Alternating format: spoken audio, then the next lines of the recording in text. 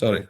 All right. Now there's a player like that with a similar name that we have been discussing. It's the same with David Kriel. It's a discussing point at this stage, and I think he's got some good potential. He's one of the candidates that we are looking, to bring over. Okay. I mean, there's been a lot of players who've said they'll be leaving at the end of the season. You any concerns about finding enough replacements for those guys? Look, Graham, and I think you wrote something about this as well. This is a 4-year cycle. We're coming into a fifth season with me, and we want to keep on progressing. I love the boys here, but we also realize that their value goes up and their opportunities grow, and to compete with a global market and keeping everybody in our environment will cut our throat. And we're already 38 players only. We're only 38 people. We would like to have hopefully by the end of this season we'll see a growth in performance and a downward measure of our average age in the group. So younger players, but with a established process. I said from the start, significance will lead to success, but significance is not non-negotiable. And to be significant, some of the players that we have proudly have shares in their future will go on, but the new generation, the Johnny Ventis's, the Fergus Watsons, and the Ryan Burks, and all the young boys that we've been introduced, and that's in our radar, and it's worked so well and hard. We have to look at taking the product forward, and we need more players. We saw that the team selection is hard with injuries, the Six Nations, the fact that we've competed on both ends, in both competitions, to have a quality product for a significant time or for a sustainable time. We need to make some executive decisions, and we're not. I don't want to ever use the word build. We have been building every year. But we want to continue the growth, and we want to continue the making more players eligible for Scotland going into the 2031 and 2035 World Cups. But you can't stagnate, especially in the 2-franchise rugby system. Okay, thank you. I'll let someone else have a go. Thank you. Ewan? Yeah, just on the team selection, Franco, you kind of referred to it there. Obviously, some key players haven't quite returned to fitness in time in terms of George, Scotty, and Matt. Oh, look, this is not the final, Ewan. There's still hopefully 5 games to play beyond this one tomorrow, and that's a lot of rugby. And to risk players back to injury now with the fact it would have been a different approach maybe if we played in the semi-final of the European Cup next week. So obviously we want to go full out and win. The last week hurts for us, even if we know that there was big challenges to win that game, and we played a very well drilled team. So we still want to deliver our best performance, but we're also now in a process in the next 3 games that's ahead of us to make sure that we're well prepared if we end up playing in the playoffs in the weeks after that. Okay, just a little bit on Ryan. Tell us a little bit about him, how you view him as a player. It's obviously a big occasion for him. Yeah, the fantastic part is that his grandfather, who drove his rugby dream for a long time, flew over to come and see him play this week, and I brought a bit of tears into the change room. We're really proud of that, and so that's a win for me already. And from that perspective, the fact that we have these young players living their dream and gonna play in front of arguably 30,000 people tomorrow in a stadium like that, and what an occasion, and that's part of our journey, and it's part of the belief that I want in Glasgow Warriors, and he's the player that worked really hard during the last 2 years. He came to us very raw. He basically had only height that counted in his favor, and and he worked diligently to become a really good rugby player. And I'm excited to see him, becoming another option for us going forward in that role. Could you just ask about the kind of, obviously Scotland being out of action for semi-final, final, and I know you'll say, Frank, you only look at the next game, you're not looking that far ahead, but if you were to get to the final, Glasgow were to get to the final, it might not even be played in Scotland. I mean, what's your view on that? Is it a kind of big disadvantage? Does it make top spot as important as previous seasons? Look, I would lie if I say that when we heard of it the first time, one was a little bit disappointed, obviously, but we've known this now for quite a while, and we learned to deal with it. And now it's not a hindrance; it's more of a motivation for us to become get to the best of our best, to be able to win, not at Scotstoun. So. Yes, obviously the original announcement was a disappointment to everybody there, and that's human. But we've since then moved on. This is a couple of months ago, or way back to when Commonwealth already was announced. We knew that this was going to be a race. Now that we, been leading the locks, all these conversations obviously happens. But now I'm going to go back and say we've dealt with that. It leads to motivate. We try to turn it into a motivator, but in the same time, you're right. There's a lot of rugby to be played before we can even, before that can become a disappointment. Just lastly from me, I know it's looking further ahead again, but there's a kind of report in the Times today that your pre-season preparations might be kind of disrupted by not being able to use Scotstoun. Is there any comment on that? I'm excited about changing it up a little bit. It's now the fifth one. Fifth pre-season. To have a different look to it is great. Why not? We got to learn to deal with variables, and it's for 3 weeks in the first block of this pre-season, and great. We must get out of our comfort zone a little bit, and that will push the boundaries again. And we're a blue collar team. We work really hard for what we want to achieve. Having to do it away from Scotstoun might even be a blessing. Okay, thank you, Frank. Will go well. Thank you. We'll go to Bryn and then Jan. Hi, Franco. I know there were extenuating circumstances last week with the injuries and young players and the altitude and everything. But I mean, how much did the manner of that defeat knock the confidence of the players, or how confident are you that they will respond instantly tomorrow, obviously at sea level as well? Yeah, hello, Bren. No, I'm not at all. I'm not at all think that it had any influence on our confidence. We in the last 3 years, or the 3 years that I've coached this team, all 3 years when we played them away from home, we lost with more than 40 points. Even in the year that we won it, on the 18th of May 2024, we lost against them with 40 points, and we ended up winning it 4 weeks later. So that's not going to influence. I've known, and we've worked and played hard during the rest of the season to be 4 points ahead on the log, to allow us to manage these players, or get these players and manage this trip. This is a hard trip. The day when I saw next year we're playing them in the last 2 weeks, we play the Sharks and the Bulls in the last 2 weeks of next season's fixture list as it currently stands. So we know then that if you play the South African teams on tour late in the championship, you must make hay when the sun shines. So during the season, we worked really hard to get to it. Nobody really comes up and rocks up at Ellis Park and just knocks the Lions over. Not even the local derbies are easily won there. So it's a tough team and it's a tough competition, and there's more ingredients into a plan than just one loss.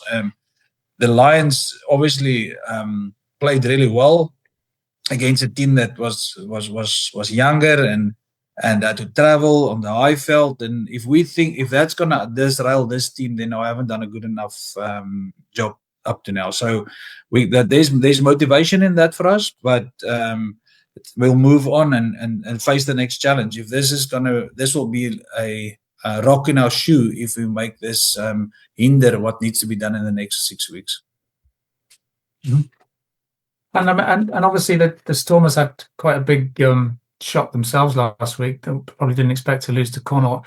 How much do you hope to be able to capitalise on perhaps a little bit of them being short of confidence this week?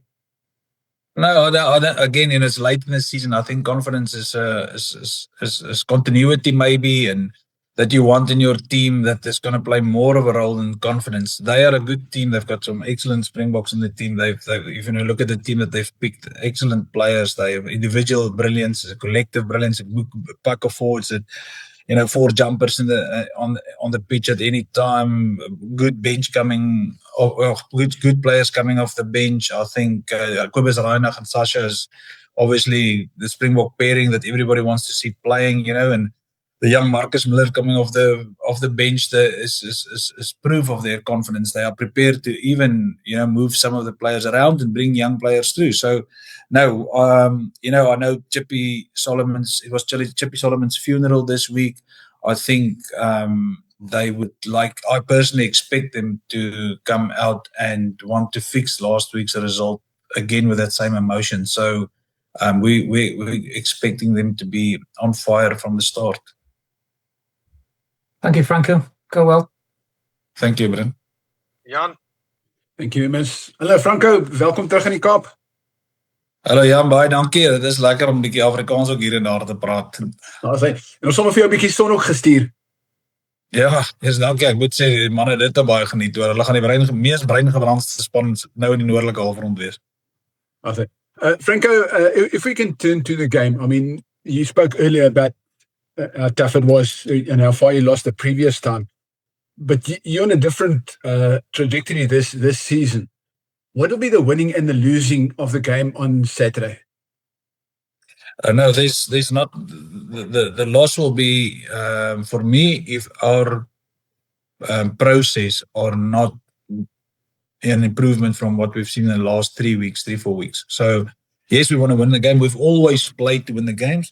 There's some challenges. If you suddenly have 2 playoff games in the middle of a round robin environment, it is tough to go from an absolute cutthroat environment where if you lose, you're out, to a round robin situation where obviously you build and progress and grow your team through introducing young players or managing your internationals or building your product to progress and becoming lethal in the back end of the season. So different missions, but we want the same outcome. Of course, we want to win. Of course, the Stormers want to win.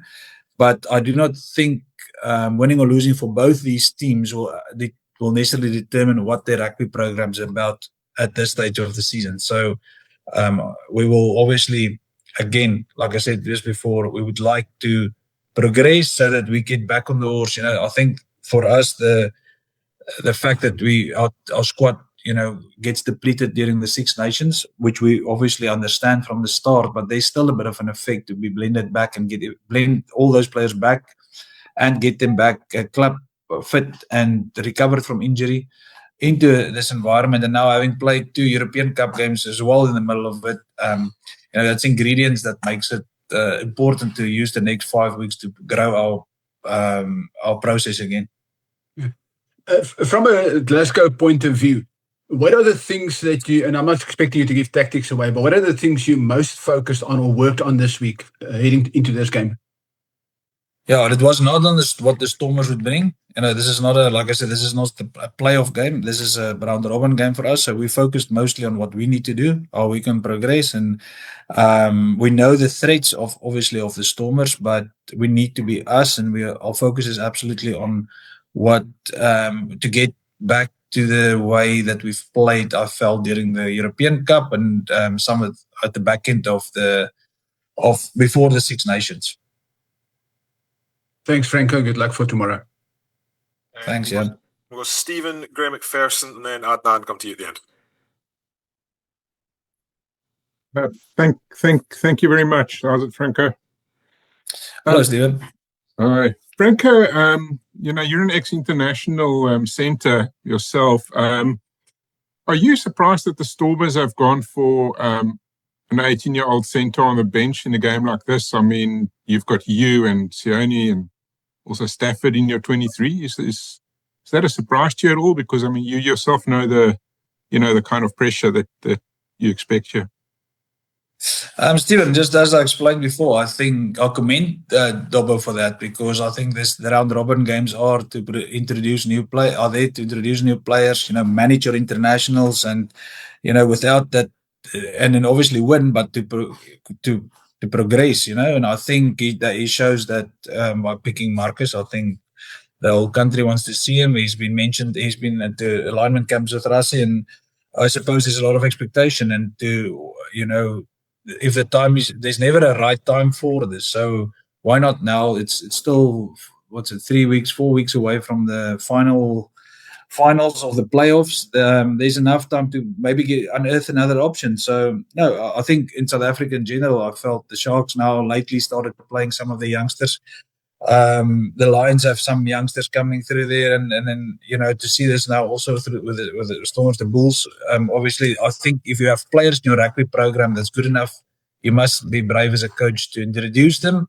At this stage of the season, it's even especially where the Stormers sit on the lock, it's an ideal opportunity to bring somebody through. And I had similar ideas with our team. The Stormers are, you've obviously had their number the last few seasons. I mean, have you noticed anything different about them this season? I mean, something that appears to be there seems to be a kind of an adaptability in their game. They're not set in their ways in terms of transition, but what have you noticed about them this season that's different? Yeah, look, first of all, I think they didn't have a great season last season. I think that was an anomaly, I suppose. I think for the good players and the quality players and the continuity and coaching that they've had in the last 4 or 5 years, 6 years is obviously in their benefit. And, both Norman on the defense side of things would have learned some lessons during the last 4 years, which I can see clearly. The fact that they're more connected in their defense.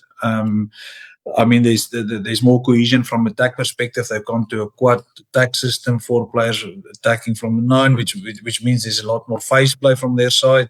And obviously, if you add all the quality individuals around that, I think it looks like they gel and understand each other better. And again, they score some lovely tries. And then the thing that stands out most is the back and forwards. I think they are very well drilled from a lineup perspective. They definitely, you can look at the stats. Both us and them are at the top of the log regarding maul tries, and I think that the lineout is functioning really well. They arguably have the best lineout in the competition. Thank you, Franco. Thank you. Thanks, Stephen. No, all good from me. All the best, Franco. Thanks. Right. Thanks, Graham. And Adnan, if you're there, you got a bell. Yeah, just on Franco's last point about the lineouts, the Stormers did lose one of their stalwarts in JD Schikkeling, and they usually go with a 6-2 split, so that forced them now to revisit that, and they will be playing 5-3. Do you feel that the lineouts, like you mentioned, they're strong there, but they don't have the firepower that they had maybe last week or in previous weeks? Yeah, look, Ruben is just as an accomplished lineout manager, so I think they've lost JD Schikkeling, but on the one hand they've gained just in time Ruben back from injury as well. He's an accomplished person. They went for 4 jumpers, and I'm sure Jason Dixon will cover the lock, so they still covered with somebody on the. They've got good balance in the back row between jumpers and carriers with Evan there and Paul, obviously very good from a defense perspective of the ball. So I think they've got good balance in the back. Yes, I realize the 5-3, it might be strategical. Maybe the fact that the temperature is going to be a little bit higher than what we used to can be something that they've taken into consideration. But at the same time, if you want to get Marcus Miller on the pitch it looks like they intend, you have to keep somebody back in the backs to avoid playing a loose forward on the wing at the back end of the game. So definitely, I would thought the idea is to bring Marcus up on during the game and then have the other 2 backs there as injury cover. Yeah, I think you're spot on there. Thanks very much, and everything all the best. Thank you very much.